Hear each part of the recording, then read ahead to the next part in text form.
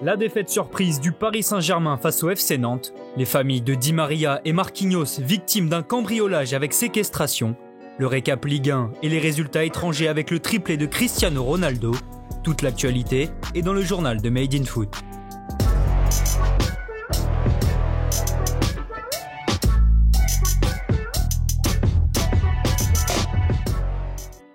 Sensation au Parc des Princes, à la surprise générale, le PSG s'est incliné 2-1 face au FC Nantes et rate l'occasion de prendre la tête du championnat.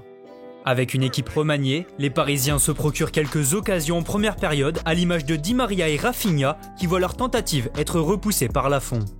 19e au coup d'envoi, les Canaries se montrent aussi dangereux.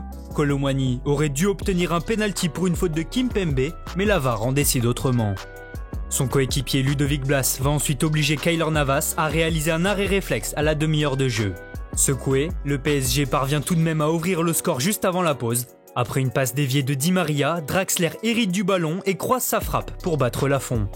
Après la pause, Paris n'y est plus vraiment, à l'image de cette passe en retrait de Mbappé interceptée par Kolo Muani qui fusille Keylor Navas pour l'égalisation.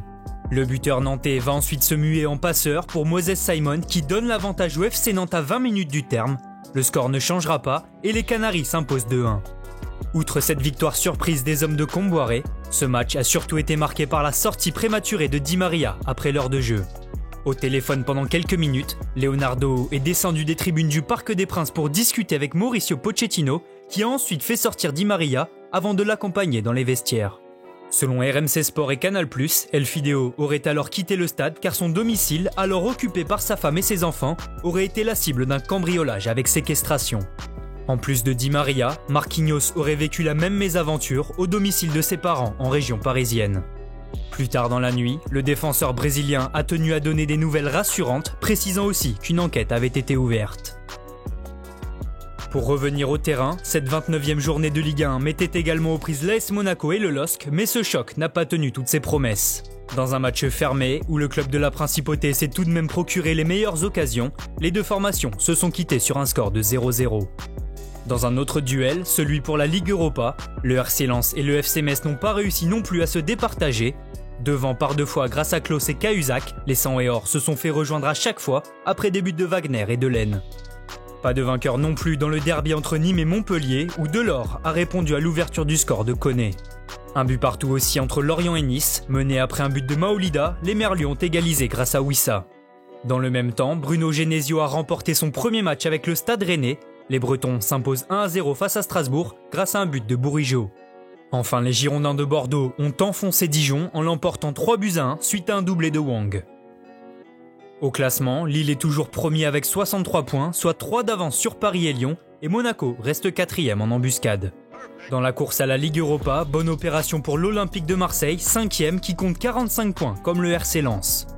En seconde partie de tableau, c'est plus serré que jamais puisque seulement 3 points séparent Bordeaux 11e de Saint-Etienne 16e. Derrière, Dijon est largué et Nantes se retrouve barragiste après son étonnante victoire. En Angleterre, Arsenal s'est adjugé le derby de Londres face à Tottenham. Mené après un superbe but de Lamela en coup du foulard, les Gunners ont renversé la situation grâce à Odegaard et Lacazette. A noter également l'éclatante victoire 5-0 de Leicester contre Sheffield suite à un triplé de Iheanacho. Manchester United reste 2e après sa victoire 1-0 contre West Ham. En Italie, l'Inter Milan s'envole en tête de la Serie A après son succès 2-1 au Torino. Lukaku et Lautaro Martinez permettent aux Nerazzurri de prendre 9 points d'avance sur leur dauphin et rival de l'AC Milan.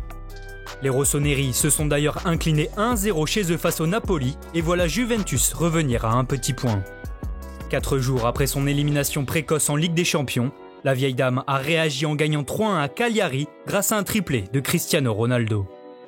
Merci à tous de nous avoir suivis, n'hésitez pas à vous abonner, liker et partager, on se retrouve très bientôt pour un nouveau journal.